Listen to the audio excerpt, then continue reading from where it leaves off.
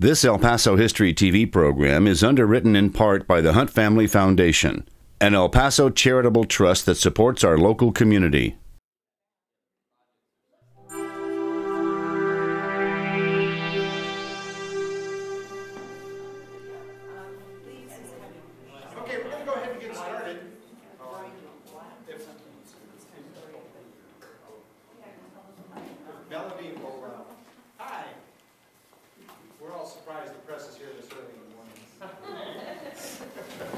Thank you all for being here. I do appreciate the heck out of it. This is kind of a neat event because, for a number of reasons, I think a lot of us have read the paper or seen some of the information about Mabel and her legacy in El Paso.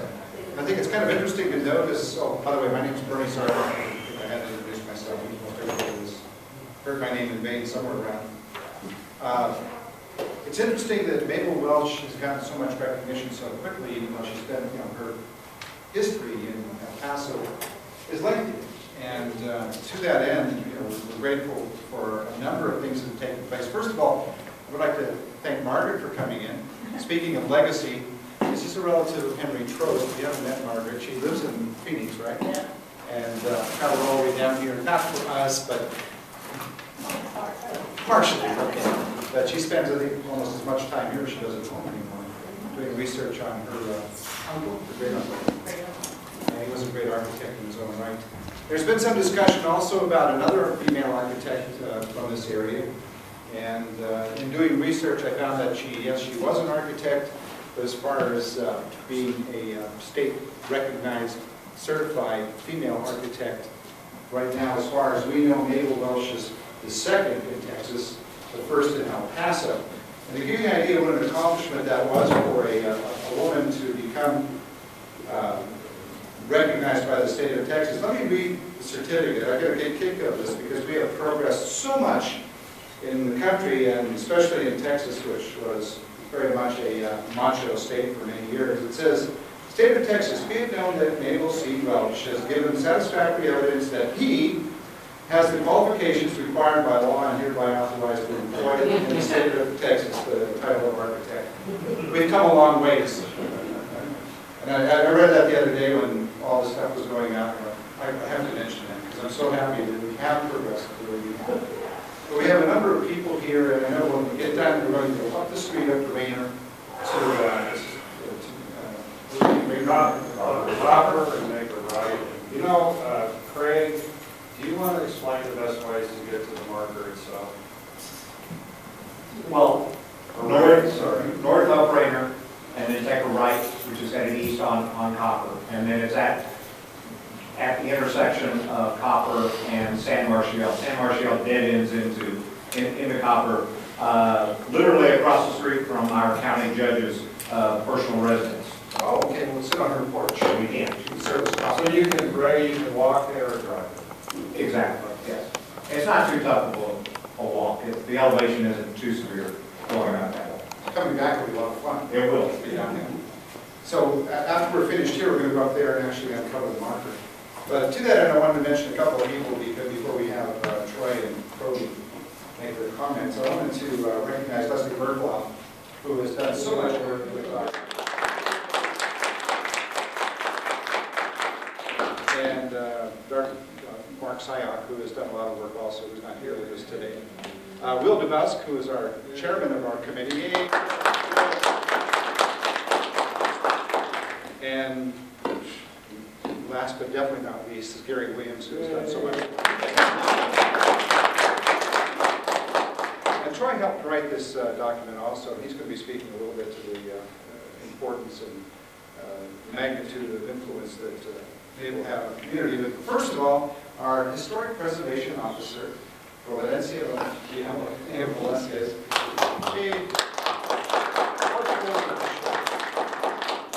I get a lot of phone calls at this, looking for help with historic districts, and they really try to pronounce her name, and just say Provi.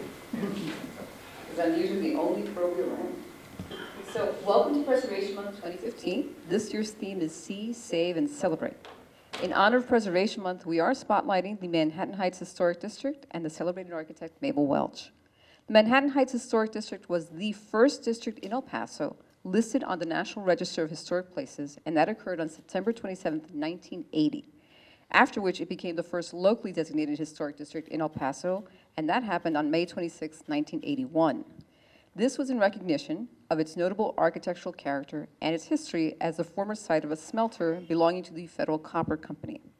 After the smelter closed, the land was purchased and later platted as the Castle Heights and Manhattan Heights additions, and the first named streets in the area reflected the land's recent use, such as Federal, Bronze, Copper, Silver, and Gold. Several notable architects left their marks on Manhattan Heights, including Otto Thurman, William G. Werman, Henry Trost, and of course, Mabel Welch. The neighborhood of Manhattan Heights led the way and set the standard for historic preservation in El Paso today, so we celebrate and we thank them. So welcome to Preservation Month and enjoy the upcoming tour. Thanks for attending.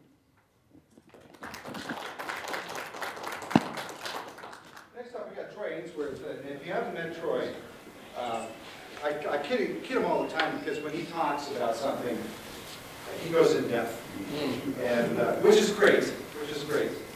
And he kiddingly sent a note back to me last night and said, I will keep the comments down to a minimum.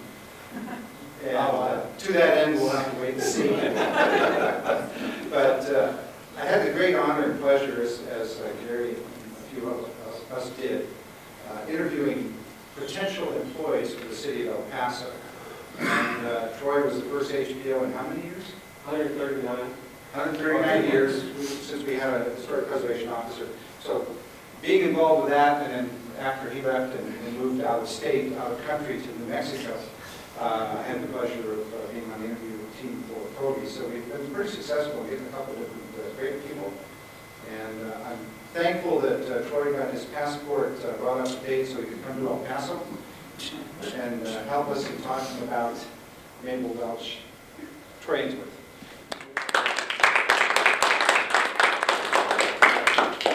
Thank you very much, Bernie, and thank you everyone for being here. It is really a delight to be in Manhattan Heights today.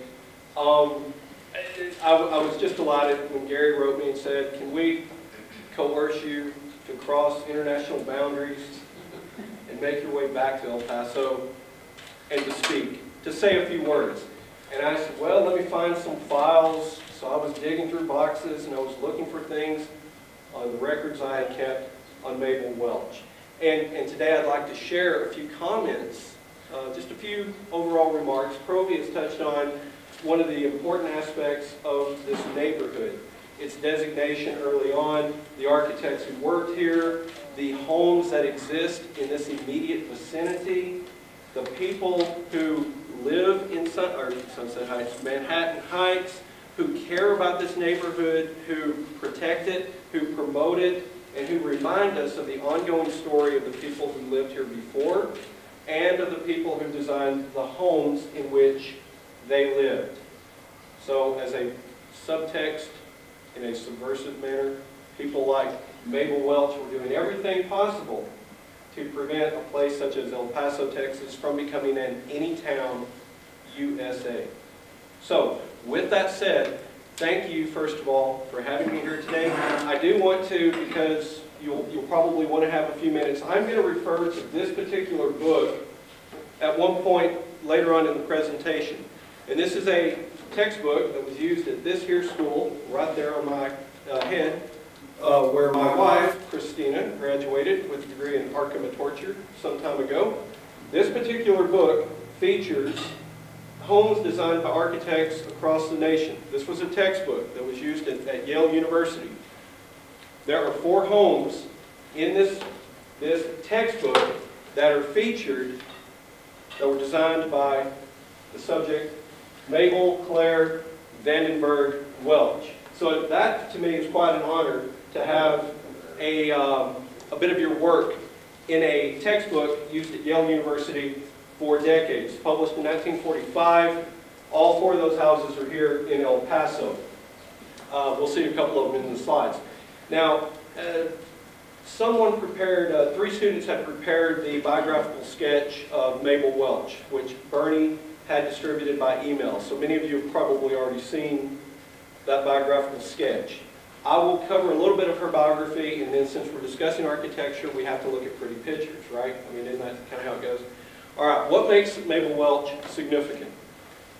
First of all, as Bernie pointed out, he was one of the great architects of El Paso. Mabel Welch, this photograph comes from the newspaper there in 1931.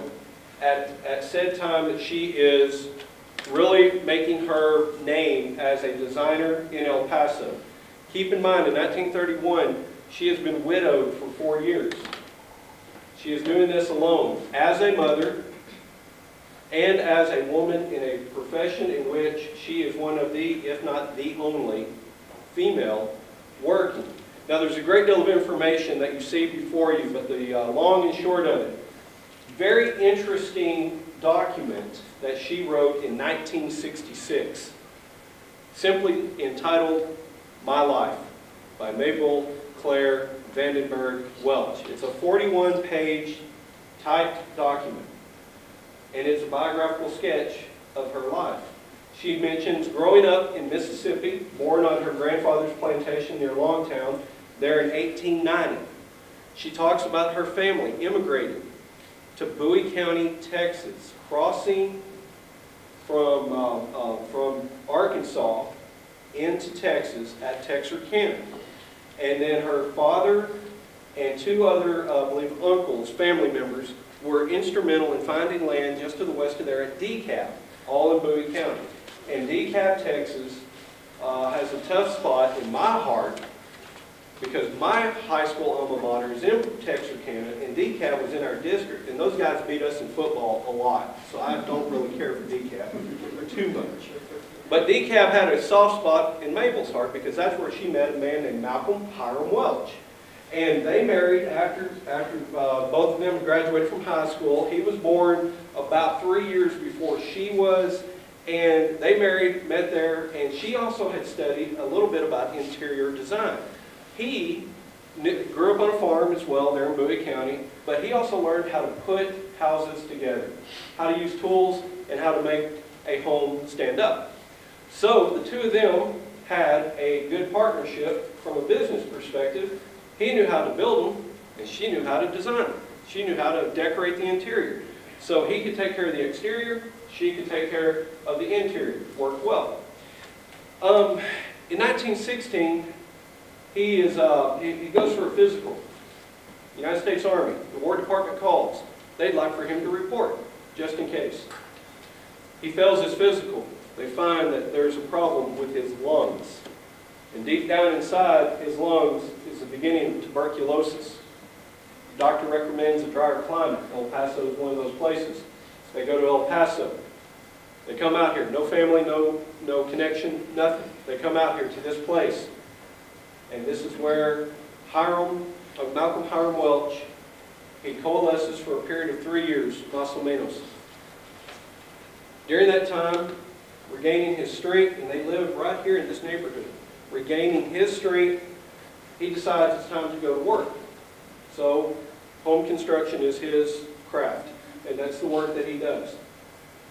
But as his health begins to deteriorate, slowly but surely, regrettably, we will see the home. Craig is going to point it out to us in our walking tour here in a little bit. As he was slowly expiring, Mabel was assuming more and more of her husband's work responsibilities. So basically, from his bed, he is teaching her construction methodology. Not in the classroom, on the building site itself. How to manage a crew, how to prepare the materials, how to put them together, how to make the building stand. So basically, the pragmatic side of home construction, whereas her skill was on the creative side of how to beautify said home. Malcolm begins to expire, and he passes away in July of 1927. They have one son, born in December of 1919. Elvin Carl Welch is his name. One child, so in 1927 she has an 8-year-old boy, and she's a widow, and she has a home building company on her hands. What happened shortly after 1927? The Depression. So money's tight. yet somehow she managed. Many of the houses that we will see today were built at the height of the Great Depression, and they are some of the most elegant homes in El Paso. It is a testament to her capability and her skills and her business sense that during an economic downturn, she was a very viable designer in the city. We'll cover a few other aspects real quick. We'll note that beginning on, as she's learning the craft, she is relying upon a tried and true style, the California bungalow, and the variant of that bungalow here in El Paso. But as you see, a chronological progression of her home design, oh my, we see the maturation of the artist at work. Happens in the fields of music, in literature, in painting, and in architecture. And it is interesting that today, the day before Mother's Day, we're talking architecture. Because according to Frank Lloyd Wright, her contemporary, architecture is the mother art. And that's with a capital M, capital A. The mother art, from which all other art springs. So Mabel, I feel, intuitively understood what the mother art is. So you see the progression of her work, and wow, she got it. She understood design very well. 60 plus years she resided here in El Paso. He became a member of the Society of American Registered Architects in 1939. Became a fellow of that organization in 1956. And in her own words, she was El Paso's, quote, first woman builder. These are significant points. This is why we commemorate and remember her, because she was a trailblazer in some ways. She was also very interested in the beautification of El Paso, in goodwill relations with our sister cities in northern Mexico. She's very interested in the study of architecture, the language of architecture, of studying. So as she aged, she never stopped learning, never stopped acting, never stopped. She continued. And to me, that's a very remarkable trait. It's wonderful. She did this a lot on her own. According to her son, when we talked back at the beginning of November of 2008, over here at the Burgess house, I asked her son, who was born in 1990, here it is, 2008, so he's got a couple of years on him. I asked him, sir, how many homes did your mother design? And he sat there and he thought for a minute and he said, you know, I don't know, but I just know there was a whole lot of them. Ballpark figure, what do you think? And he paused again and he said, 1,200, 1,500 houses. My eyes got kind of big. And I said, whereabouts? He said, well, Mom had a client or two in Dallas. I know that she was down in Ciudad Chihuahua on a number of occasions to design homes. Of course, all here in town. Down in Fabens. You've heard of Marfa? Yes, sir. Okay, well, she designed some homes there. Over at Fort Davis? Yes, sir. She was there. Ciudad Juarez? Well, she was all over the place. And I said, but you don't know how many? He said, I have no idea. I just know that Mom never stopped working. She was always designing. She was always helping out on the house. So I think that's amazing. 1,500. I mean, if you do something 1,500 times in 30 years, you know, you're in the Hall of Fame in Cooperstown. That's a good batting average. It's not bad. So now let's have a look at some homes. Now I want to go through these relatively quickly because there's like 18 slides, okay? But I just have, for your edification, I just have a pretty picture of the house and the address. As we walk about, we can talk more specifically about the homes because I don't want to keep you here when we can be enjoying this good El Chuco sunset or sunrise right now. So it's real important. This is an early example, 1926. This is when she's kind of learning. This is about construction methodology, learning it from her husband, and learning how to put a house together. It's a simple bungalow, right? But you got to start somewhere, correct? You have to learn how to put a house together. Maybe it's not the high example of architecture over here on Wheeling, but it is a simple bungalow home. This home is very significant. Craig and Ray will talk specifically about this one. I'm putting you all on the hook right now. They will talk a little bit about this one because the significant part is that this home is the last residence that Malcolm lived in.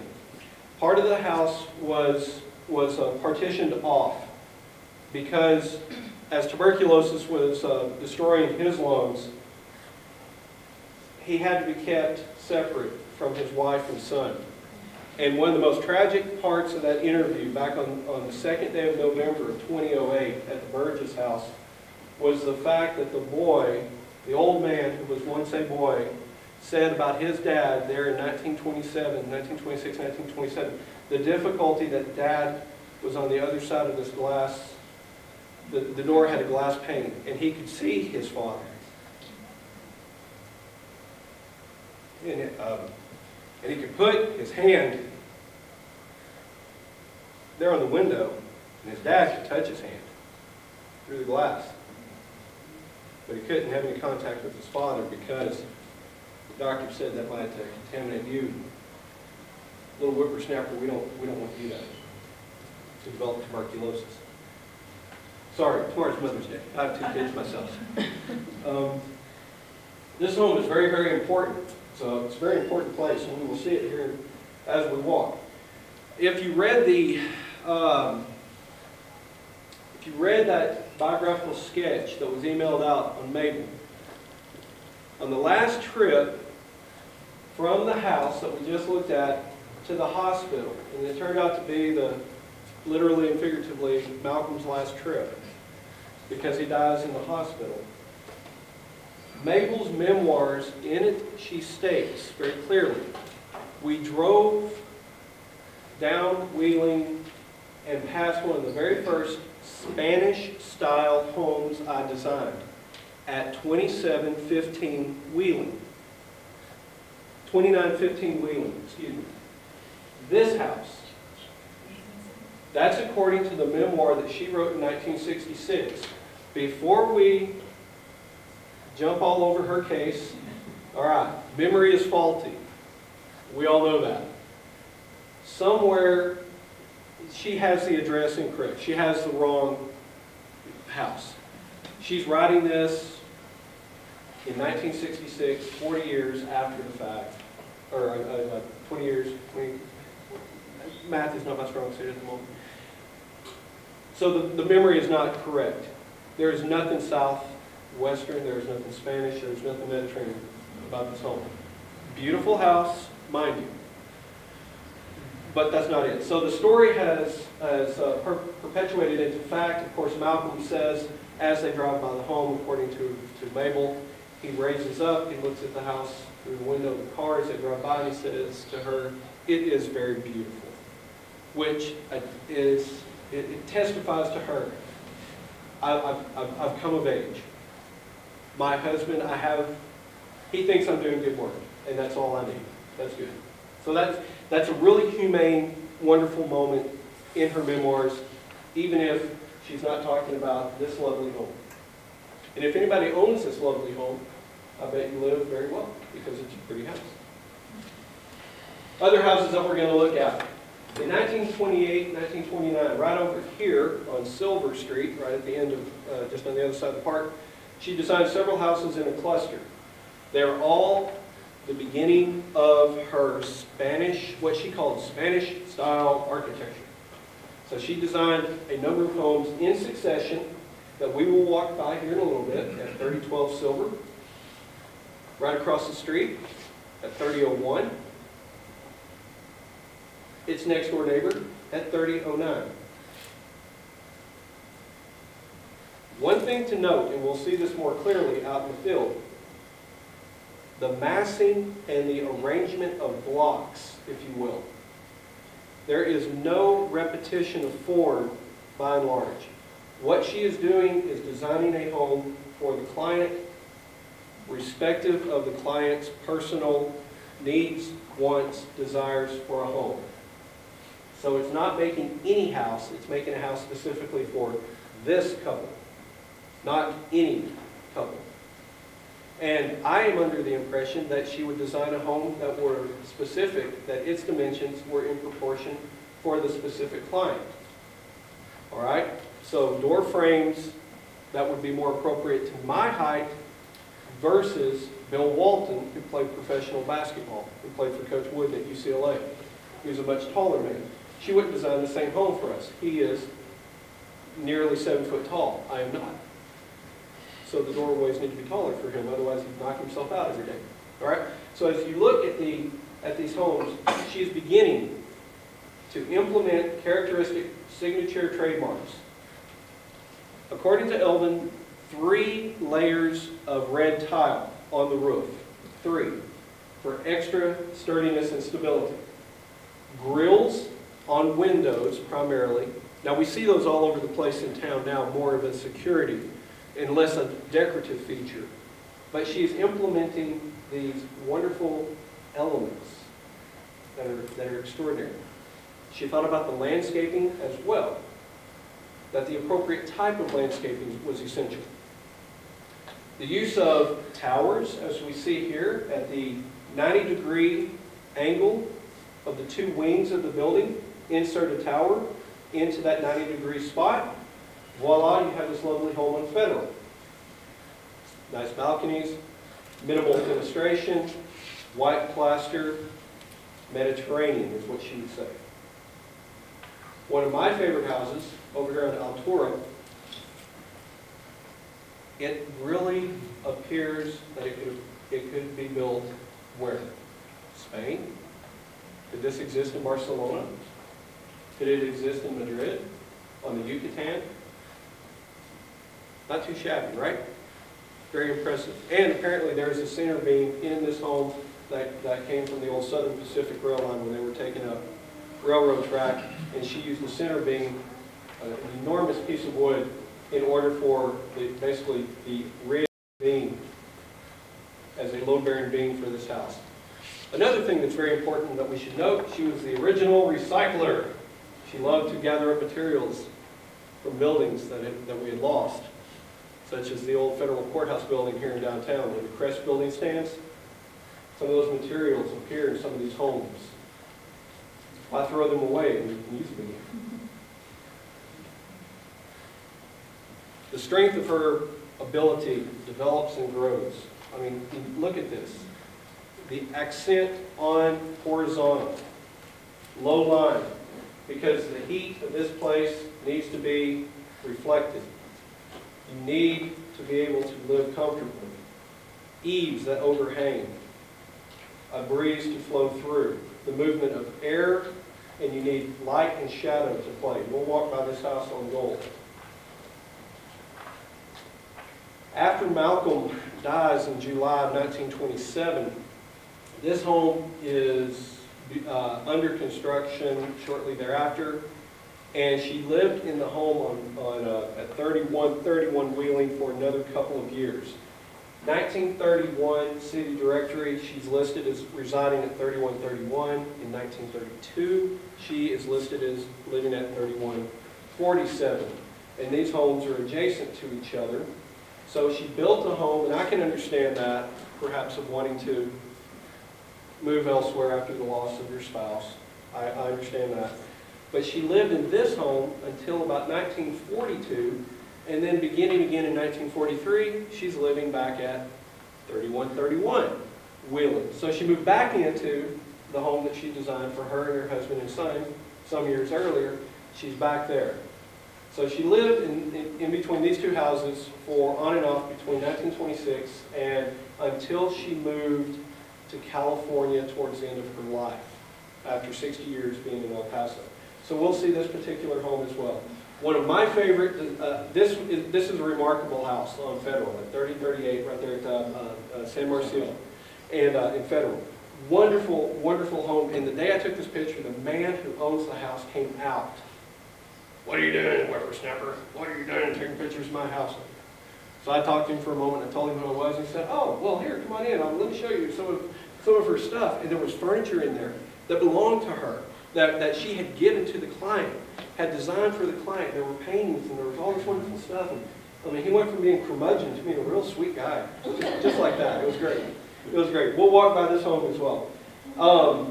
Two professors at the Texas School of Mines, last name Gladys Gregory and Norma Egg, peculiar last name. They're in the book, Troy. Do what? They're in that book. Okay, they're in the book. Okay. This home over here on Galloway, she designed for those two in 1931, 1932. And a couple of years later, in the entry, it's now Dr. Gladys Gregory. So she had earned her PhD, and Mabel Welch designed a home for her on Baltimore.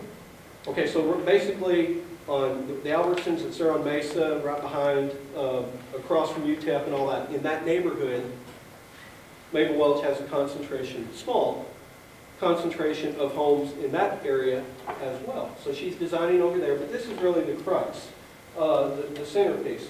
In her entire professional career, and if it's true that she designed approximately 1,500 houses, we know that she designed exactly one commercial building. And this is it. You've driven by it, you've seen it, you know it, the old A.B. Poe Motor Company building in 601 Texas.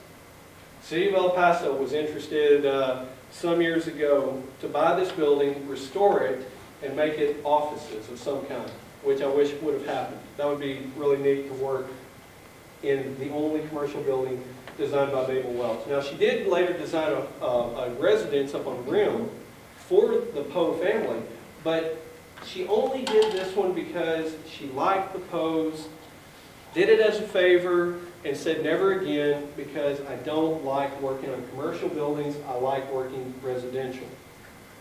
More on that in a moment. Keep you hanging for a few minutes. So if you ever go by this building, just remember that no one is to blame. It says it right there on that door. Long live literacy. Drive up Rim Road. Drive up Rim Road. You're going to see some elegant homes. All right. Many of you have seen these houses.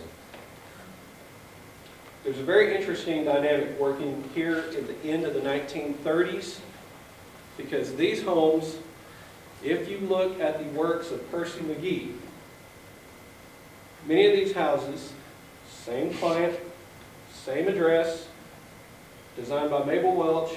In Percy McGee's memoirs, in Percy McGee's records, they're designed by Percy McGee. In Mabel Welch's records, they're designed by Mabel Welch. The two of them collaborated. In her 41-page memoir, written in 1966, Percy McGee's name does not appear one time. In every documentation of Percy McGee, Mabel Welch's name does not appear one time. This is like John Denver and his wife Annie, and that brutal divorce that they had, okay? Whatever good working relationship that they had to design some of these beautiful homes, not all of them, of course here we had a more English and Northern French influence for a home. But when you start looking, another Spanish style and Federal, when you start looking at some of these other houses, whether they're Spanish or English, the massing, the wonderful design, it's in collaboration with a different architect, Percy McGee. The, over here in downtown, the KTSM radio station building, Percy McGee, that's an Otto Thorman, excuse me, that's an Otto Thorman building. Percy McGee designed, extemporaneously trying to think on top of my feet, Percy McGee dabbled a little bit in Spanish style, but Mabel could really do it. He could not. So they worked together. But somehow or another, bad blood ensued between them. And it's going to be tragic for our studies of the architecture of Mabel Welch because of something that happens in 1981. And I'll get to that. But I want you to see that here we have an entire new canvas that Mabel works on. Rim Road. Large spaces to build. Plus you have the canyon right there. You have a wonderful view, correct? Everyone has driven Rim Road. You've seen it. You know. It's wonderful.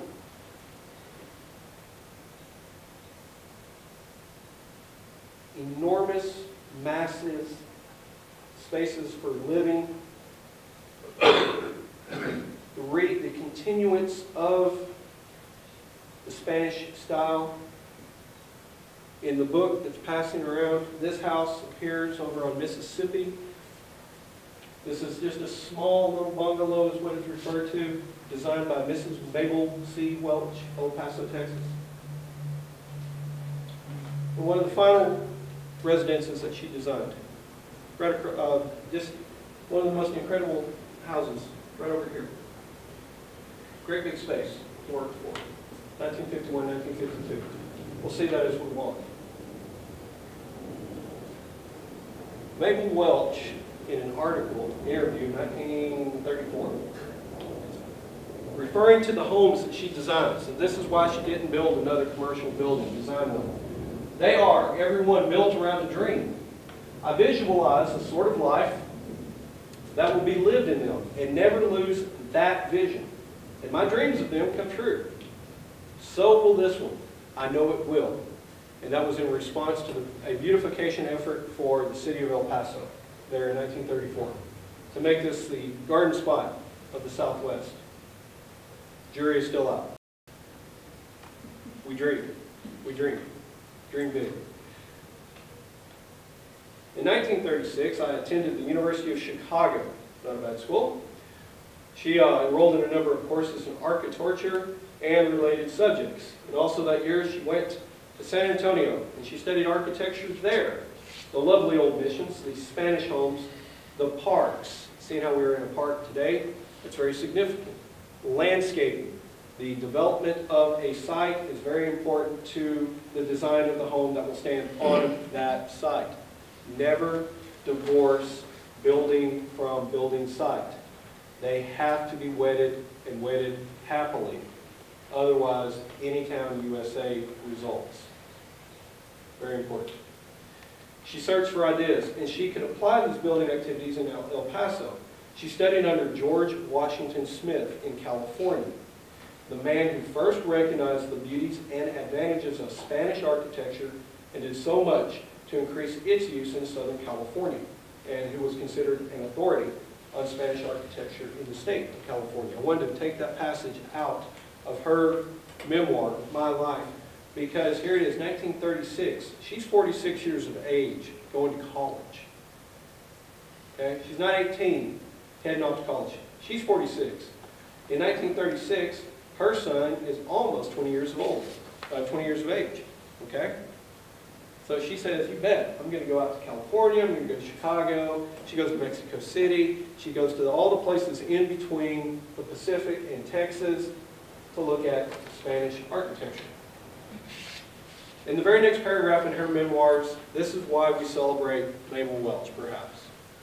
In 1939, I was honored being admitted to the Society of American Registered Architects. And in 1956, I was made a fellow in the organization. Thus, I have the distinction of being El Paso's first woman builder, first woman registered architect, and first woman chosen for a society fellowship. All first, of which I am very proud. Those are Mabel's words.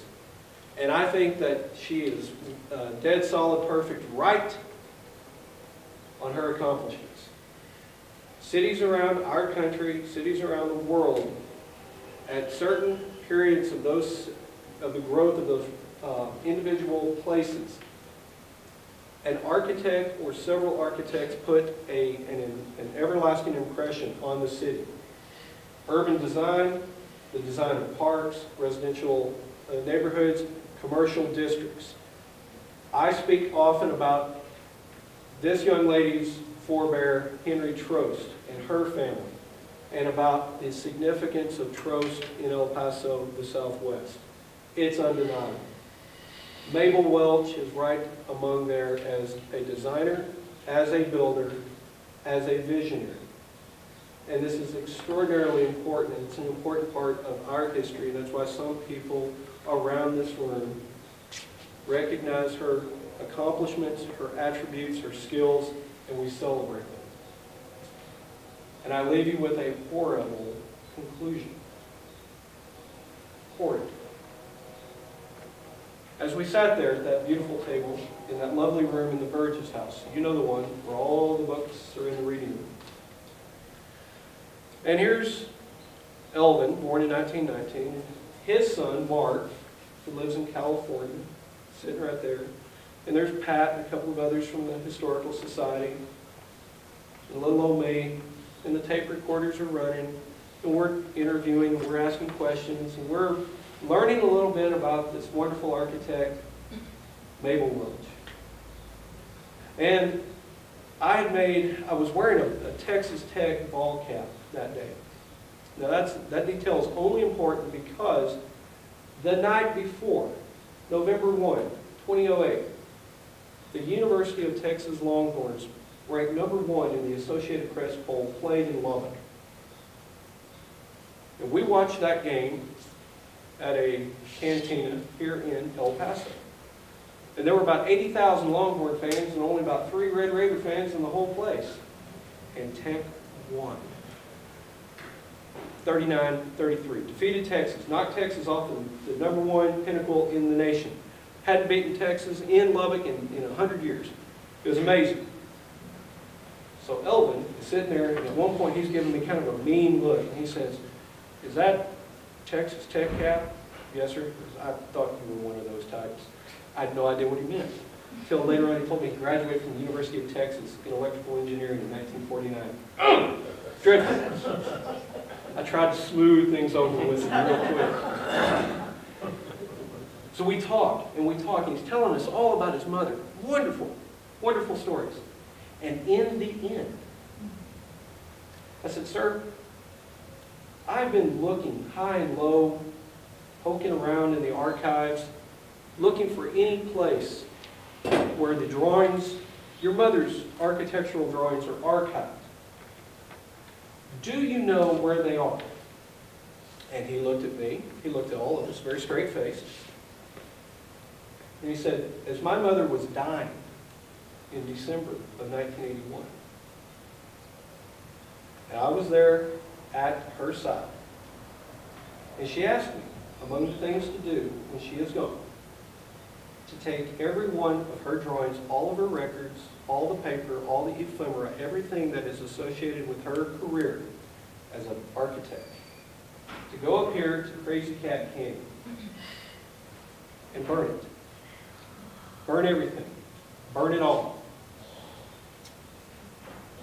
The knot in my stomach, I gripped real hard. I think everything from here to here just condensed. So I sat there for a moment, and I looked at him, and I said, and I'm hoping that he said something that he did not say. But he replied, "It was my mother's last wish." I had to follow through with it. And my heart sank. A lot of information is gone, irrevocably. And it's not just about buildings, it's about the sheets of paper that show those buildings. Because we lose buildings. But if we have the drawings, we at least have some information about those buildings. In this case, what we're doing is a detective work extraordinary. We are trying to find memoirs of people who were clients, people who lived in a home designed by Mabel Welch, people who can say, "Why, yes, my grandparents knew Mabel Welch, and she designed this home for them in 1929. This is the proverbial search for the pin and the needle in the haystack. So what we're going to look at today, this is where Craig and Ray and others are instrumental. It's going to be a little collaborative. I'm not the expert on Mabel Welch, but I think as we walk about, is this a Mabel Welch home? It may well be. Remember, 1,500 mausoleums, and the concentration of them is in this area of El Paso, Texas. I'm convinced the very house that Christina and I bought up here on Memphis, that the next door is a Mabel Welch. It wasn't for sale when we bought it, but there you have it. He followed through with his mother's last wish. So, ladies and gentlemen, what we have to do is we have to try to figure things out. and it is difficult. There is no record of a client log, a register. Mom had clients in Dallas, Ciudad Juarez, Ciudad Chihuahua, Fagans, El Paso, Fort Davis, Marfa, Alpine. Who are they? I don't know. It's been a lot of years. We do the best we can. Let's go look at some houses, and let's remember a good architect. Thank you for your time. Paso County Historical Commission, the Manhattan Heights Historic District, the folks that are here, the media, I'd like to thank everybody for being here to help us dedicate this great marker for Mabel Welch. And without further ado, let's go ahead and uncover this puppy. We'll let the taller. Yay. Thank you, everybody. Appreciate it. Please enjoy the tour. Nice job, Troy. Great job, Troy. Great. Thank you, Proby. This El Paso History TV program is underwritten in part by the Hunt Family Foundation, an El Paso charitable trust that supports our local community.